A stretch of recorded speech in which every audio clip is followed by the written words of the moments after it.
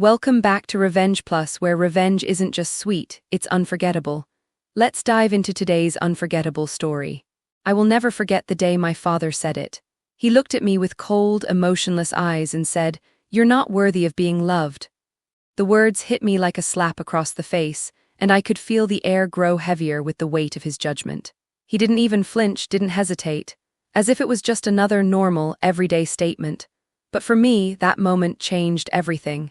It felt like the world stopped for just a second and I was drowning in disbelief. Could he really think that? Could a father really look at his own child and say those words without remorse? I wish I could say that it was just a momentary lapse of judgment, something that could be forgotten with time. But no, it wasn't. It was the harsh truth of the relationship I had with him, the truth I had buried for so many years. That one moment exposed the cracks in everything I had tried to convince myself of, that I was loved, that I was worthy. His words were like a dagger to my heart, ripping apart the illusion of safety and affection I had clung to. And in that instant, something inside me snapped. The girl who once sought validation from him, the girl who longed to be seen and accepted by her father, she was gone. In her place was someone else, someone who was tired of being diminished, tired of feeling less than. It was in the silence that followed his words that I began to ask myself, what now? What do you do when the person you trust the most, the one who is supposed to love you unconditionally, tells you that you're unworthy? I could have cried. I could have begged for his love, for his approval. But I didn't. Instead, I made a decision that would alter the course of my life forever. I vowed to make him regret those words. Not just regret them, but feel the weight of them, feel the pain of his own rejection.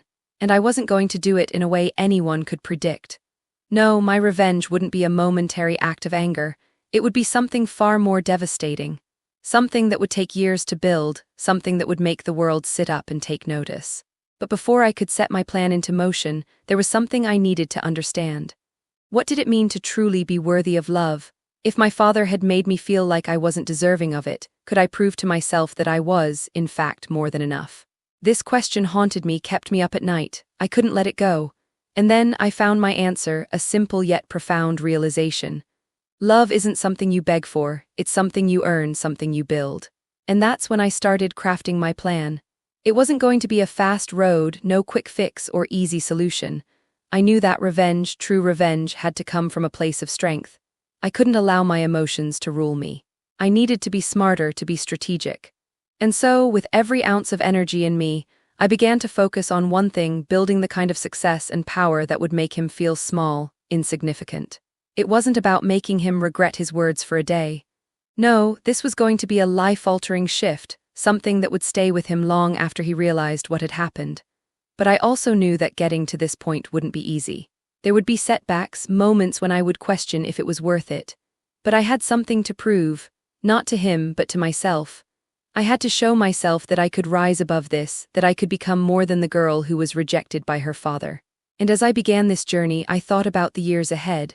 I thought about the twists and turns, the unexpected challenges. But most of all, I thought about the moment when it would all come together, when I would look back at all the pain, the rejection, and the hurt, and see that it had all led to one undeniable truth. I was worthy, worthy of success, worthy of respect, worthy of love, but that moment was still far away. I wasn't there yet. And as much as I wanted to rush ahead, I had to take my time. Every step, every move had to be calculated. Because this wasn't just about revenge. This was about proving something to myself, about taking control of my life in a way I never had before. So, with that thought lingering in my mind, I took my first step. The journey ahead would be long, but I was ready. And the question still remained. Could I truly become the person I needed to be? Could I transform the bitterness of his rejection into something far more valuable than I had ever imagined? The clock was ticking, and the answer was yet to come. It's funny how one person can change the course of your life. My father was that person for me, but not in the way one would expect. He wasn't a man who held me in his arms and whispered promises of protection. No, my father was cold, distant, and harsh. To him, life wasn't about nurturing or guiding, it was about control. And, of course, about showing who was in charge. The man who should have been my protector was, in fact, the one who would teach me the most painful lesson of all. I grew up with a clear understanding. Love, respect, and affection weren't things that were given freely. They had to be earned. Not through good deeds, not through kindness, not through genuine care for others, but through power and success. If you weren't winning, you weren't worthy of attention. If you didn't stand out, you didn't matter. And in his eyes, I had failed. Miserably. The first thing that struck me about him was how effortlessly he crushed any spark of hope I had. As a child, I remember so vividly how I would bring home good grades, thinking I had finally achieved something worthy of praise. I would smile, hand him the paper, waiting for a sign of approval. But he never gave it to me. Instead, he would look at my achievements and say, "That's what you're supposed to do.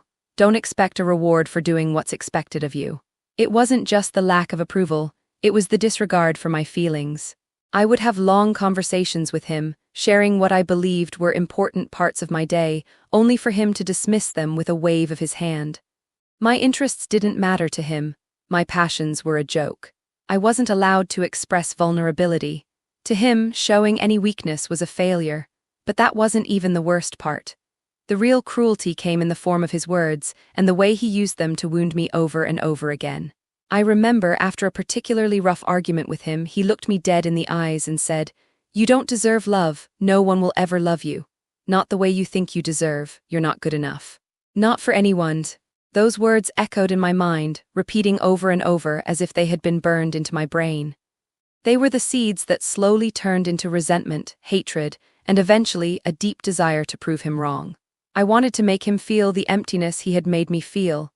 I wanted him to understand the consequences of crushing a person's spirit, of making them feel unworthy, unseen, unloved.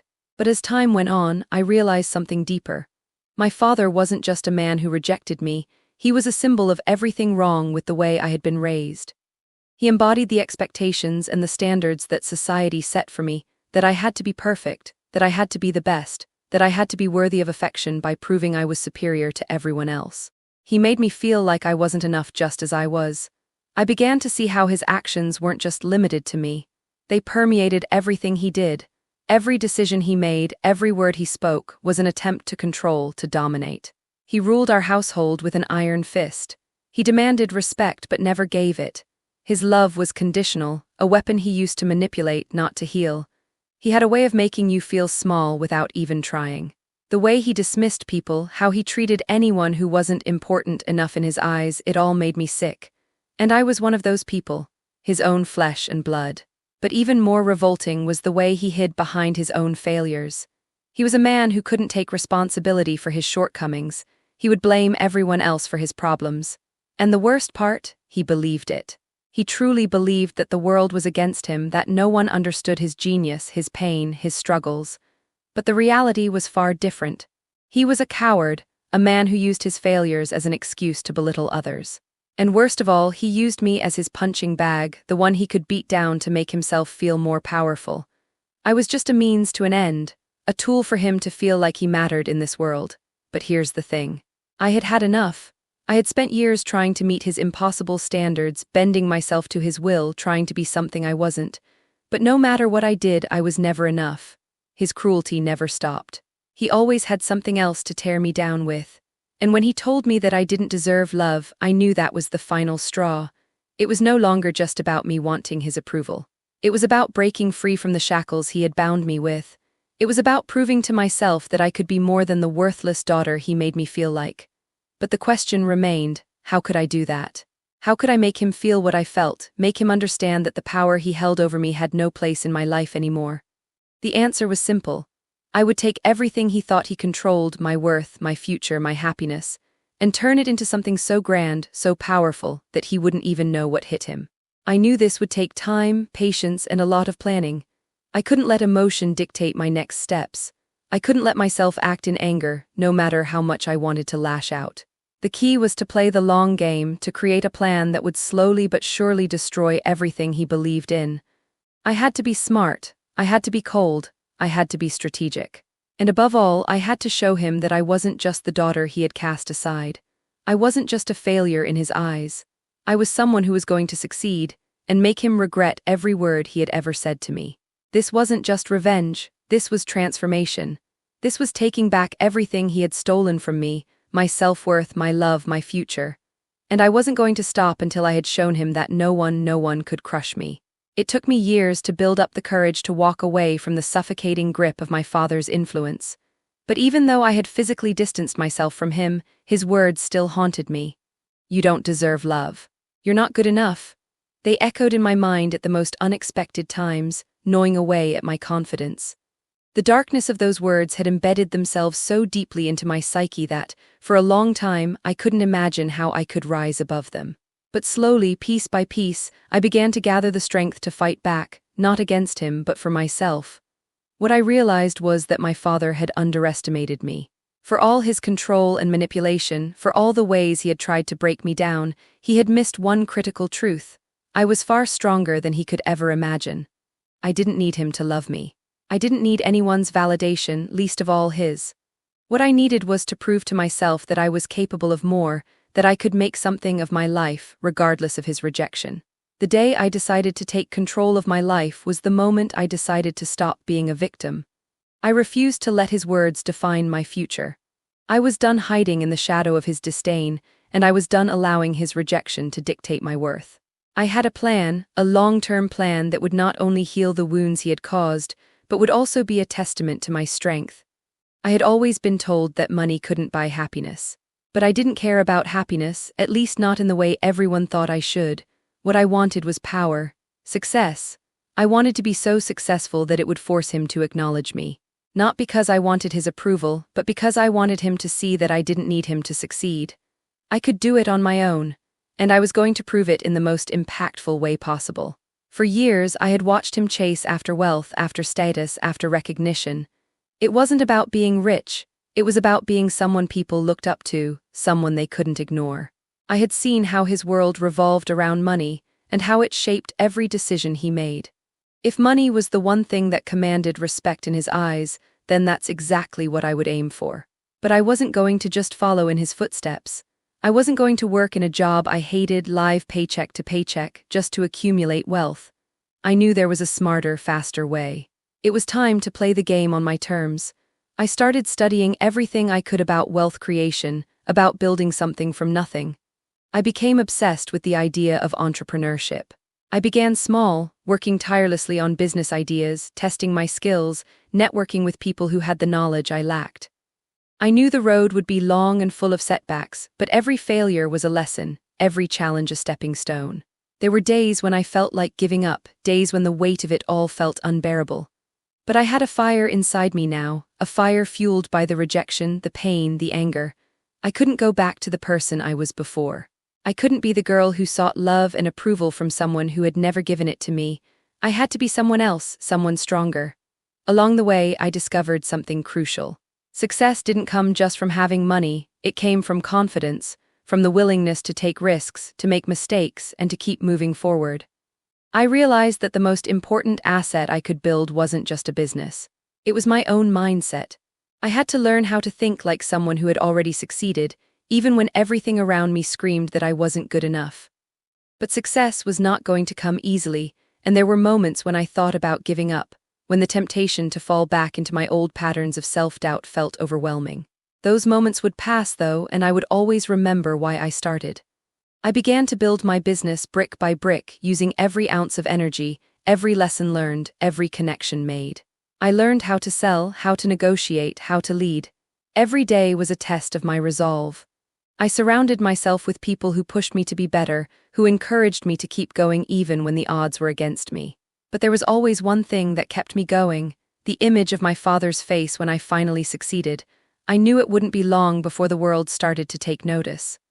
I began to make money, slowly at first, then more rapidly. Every deal, every investment, every success brought me closer to my goal. It wasn't just about the money, it was about showing him, proving to him that I could stand on my own. I wasn't a failure. I wasn't the worthless daughter he had branded me. I was someone who could make it in this world, with or without him. And with each new step I took, I felt more and more in control. I could taste the victory that was coming, the moment when I would stand before him, not as a broken girl seeking validation, but as a woman who had built something from the ground up. I knew that when that day came, he would finally understand the cost of his cruelty. But I wasn't there yet. My journey had only just begun. Every success was another step closer to the final moment of reckoning. I still had a long road ahead, and there would be challenges I couldn't predict. But I had one thing he never gave me: belief in myself. And with that belief, I knew there was nothing that could stop me from achieving my ultimate goal. The question was no longer whether I could succeed. The real question was, how long would it take for my success to make him realize that he had lost everything he once thought he could control? I didn't have the answer yet, but one thing was for sure: when the time came, it was going to be worth it. There's something deeply satisfying about watching a carefully laid plan unfold. It's like watching a flower bloom in slow motion. Every petal, every detail has a purpose. But unlike flowers, the satisfaction of revenge doesn't come from beauty, it comes from the sharp sting of justice. When it comes to payback, nothing beats the thrill of watching the very thing that once crushed you fall apart piece by piece. It wasn't about anger anymore.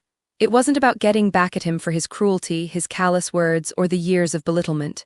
It wasn't about proving anything to him, at least not directly. My revenge wasn't born out of hate. It was born out of the need to show him that I had become something he could never control. That was the ultimate victory. To make him see the depths of his own failure, to show him that I didn't need his approval to thrive. I had spent years carefully building up to this moment. I had studied, learned, adapted. Every step had been calculated. Every move had a reason. And when the time finally came, I was ready. The first step in my plan was simple but powerful. Show him that I had succeeded on my own without any of his help, without needing to bend to his authority. The way he had always treated me, as though I were a failure, had fueled my every move. But I wasn't just going to show him that I was successful. I was going to do it in a way that would make his mouth go dry with disbelief. I would hit him where it would hurt the most, the one thing he valued more than anything else. His status. It wasn't going to be a quick and brutal act of revenge. I didn't need to throw his face into the dirt for everyone to see. No, I was going to dismantle his world slowly, piece by piece. I wanted him to feel the weight of every decision he had ever made that had pushed me down. I wanted him to regret every time he thought he could break me. So, I took my success to another level. I didn't just build a successful business, I grew it into something formidable. I became a player in the industry, a person people listened to and respected. I used my connections, my knowledge, and my skills to expand my influence. But I didn't stop there. I made sure my success was public. I made sure he saw it, that he couldn't escape it. Every news article, every interview, every achievement I made sure it found its way to his doorstep. I wanted him to see how far I had come, how everything he had ever said to me, every rejection, every cruel word had failed to keep me down. And then came the moment I had been waiting for. The moment when I could strike a blow he never saw coming. If that revenge hit just right, make sure to hit the like button and subscribe for more epic comebacks and justice-served stories. Drop a comment below. I'd love to know what you would have done in their place. I knew that the most powerful way to truly make him feel the sting of my success was to take something from him that he thought was safe: his own company. He had always been obsessed with the idea of power and control. His entire life had been about building a legacy that would be remembered, something that would make him stand above everyone else. But I had seen the cracks in his empire long before he ever did. I had seen the weaknesses in his business, the places where he had been too arrogant to look. And it was there, in the gaps of his so-called success, that I built my trap. I had spent months working in secret, cultivating relationships, finding the right people who could help me leverage his own downfall. I wasn't going to do this alone. I knew the game well enough by now to understand that success comes from collaboration. I gathered information, built alliances, and laid the groundwork. And when the time came, I made my move. I didn't need to make a big scene. I didn't need to confront him directly because I knew that was what he would expect. Instead, I took a more subtle approach. I outsmarted him. Using his own weaknesses, I seized the opportunity to take control of one of his biggest contracts. A deal that he had worked on for years, the deal that he believed was his golden ticket to ultimate power. But I took it. I didn't just win the contract, I turned it into a partnership. A partnership that would pull resources away from his business and funnel them directly into mine. It was the perfect betrayal, and he didn't even see it coming. The more I built my empire, the more I pulled away from his. Slowly, his influence began to slip. He fought to keep control, but the more he fought, the more he revealed his desperation. At the same time, I made sure to maintain a calm, collected demeanor. I didn't let my emotions get in the way. I knew that nothing would hurt him more than seeing his empire crumble, knowing he had lost it to someone he had dismissed as unworthy. The best part was that he couldn't do a thing about it. He couldn't stop me. I wasn't just building success, I was dismantling his world piece by piece until there was nothing left but the remnants of his broken empire. I watched as his prideful smirk faded, replaced with the cold realization that everything he had worked for was slipping through his fingers. He had tried to crush me with his words, to break me down with his rejection, but I had risen from the ashes, stronger than ever. And then, when everything was finally in place, I made sure the ultimate message was clear. I didn't need him to succeed. I didn't need his approval, his love, or his validation. I had built something that was mine, something that was stronger than anything he could ever have imagined. The final piece of the puzzle was the moment when I stood before him, not as the broken, rejected daughter he had once dismissed, but as someone who had taken everything he had taught me, the pain, the rejection, the anger, and turned it into something more powerful than he could ever understand. I had built a future, a legacy, and a life he would never be able to touch. And in that moment I didn't need to say a word. The look on his face said everything. I was on top, and there was no way he could catch up to me now. But I had one final move to make. A move that would not only crush him emotionally but would destroy him legally, where he could do nothing to stop it. He had lived his life with the belief that his wealth and power made him untouchable. But what he didn't know was that I had been watching, waiting for the moment when his arrogance would be his undoing. I had studied every single move he made over the years, and I knew the cracks in his foundation. I wasn't just interested in causing him pain. No, I was going to make sure that when the truth came out there would be no turning back for him. And then I found it. The golden opportunity. A series of fraudulent business practices, shady deals, and a network of illegal transactions. He had been using his position of power to bypass regulations, to deceive investors, and to launder money without anyone ever knowing. For years, he had been living in a bubble of lies, and now I had everything I needed to burst it wide open. I began the process of gathering evidence, meticulously compiling every piece of information I had, ensuring that there was no hole in the case I was about to make. I reached out to lawyers, investigators, and former employees who had witnessed the underhanded tactics he had used to build his wealth. I knew it would be a long road, but I was ready. This wasn't just about revenge anymore. This was about forcing him to face the consequences of his actions, to make him understand that no one, not even him, could escape the truth forever. The moment finally came. The legal papers were filed. The case against him was set in motion. But as the news began to spread, I knew that this wouldn't just be a legal battle, it would be a public spectacle. His name would be dragged through the mud, his reputation shattered for good. The empire he had spent decades building would crumble under the weight of his own lies, and everyone would see him for what he truly was, a fraud. I sat back and watched as the media picked up the story. Headlines flashed across the screen. Business tycoon under investigation for fraud. The more details leaked, the more it became clear that he was going down. There was no way he could talk his way out of this one. The evidence was overwhelming. The web of lies he had spun was too intricate, too deeply woven into every part of his business to escape. And it didn't stop there. As the investigation unfolded, more and more people came forward, some of them too afraid to speak out before. Employees, former partners, competitors, they all added to the growing mountain of evidence against him. What was once a powerful, untouchable empire became a house of cards, toppling one by one. I knew it was going to break him, but I didn't expect it to break him in the way it did. Watching his downfall was like watching a slow-motion car crash. Every new report, every piece of damning evidence chipped away at his resolve. I could feel the weight of it on him, the crushing realization that everything he had worked for, everything he had built his identity around, was collapsing before his eyes. He tried to salvage his reputation, of course.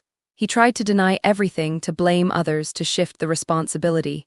But the truth had a way of piercing through his lies, and there was no one left who could protect him now. He had dug his own grave, and there was no escaping it. And then came the court hearings, the legal battles that dragged on for months. I didn't need to be present at every hearing. The evidence spoke for itself. The lawyers, the investigators, they all played their parts. But every time I read about his court appearances, every time I saw him scrambling to keep up with the avalanche of evidence against him, I couldn't help but feel a surge of satisfaction. This was it. This was the moment where everything he had done to me, to everyone he had hurt, came crashing down. But despite all the satisfaction, despite the victory that was within my grasp, there was one thing that I kept coming back to. He was still my father. Even after everything, there was still a part of me that wished it hadn't come to this. I had always wanted his approval. I had always wanted to be good enough for him. And in a way, it broke my heart to see him crumble like this. But the truth was, he had never given me a choice. He had forced me into this position, into this game, and now, the price for his cruelty was more than he could ever pay. The legal battle raged on, but it was clear he was going to lose everything. His business, his wealth, his status. The once untouchable man who had told me I wasn't good enough was now facing the consequences of his own actions. And as I watched him unravel, I couldn't help but think, this was the moment where I would finally get the closure I deserved. The moment where his cruelty had met its reckoning. The collapse happened faster than anyone could have predicted. His world, once so solid, began to disintegrate in front of him. First came the financial ruin. Every bank account, every asset he'd accumulated over the years was frozen. His business, once the pillar of his empire, quickly dissolved into a series of court cases, unpaid debts, and lawsuits. The people who once looked up to him, who admired his power and wealth, now turned their backs, distancing themselves from the sinking ship. Investors pulled out, partners bylaid, and his name became synonymous with scandal. But the most devastating blow wasn't the money, it was his reputation. The man who had built his life on manipulation and deceit now found himself exposed for the fraud he truly was. His name was dragged through the mud. The media devoured every detail of his downfall. His pride, the one thing he'd clung to all these years, shattered into pieces. And then came the emotional toll. The weight of his own guilt was impossible to hide. He couldn't escape the truth anymore. The more he tried to blame others, the more he realized this was his doing. The bitter taste of regret consumed him, and all he could do was live in the ashes of his empire, watching it crumble to dust.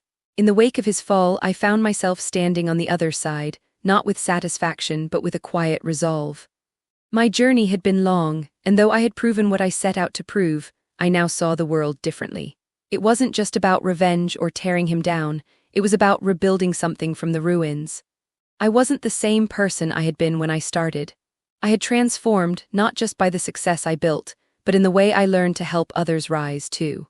I took what I had learned and used it to guide those who were struggling, those who had been crushed by the weight of expectations or rejection, just like I had. I reached out to young entrepreneurs, to those who had been overlooked or discarded, showing them that their worth wasn't defined by their past. I used my platform to create opportunities, to inspire people to chase their own dreams, no matter the obstacles. And in this, I found true peace, not in the destruction of my father, but in the creation of something far more meaningful. The symbol of my success wasn't just wealth or power, but the lives I helped to change. That was the legacy I chose to leave behind.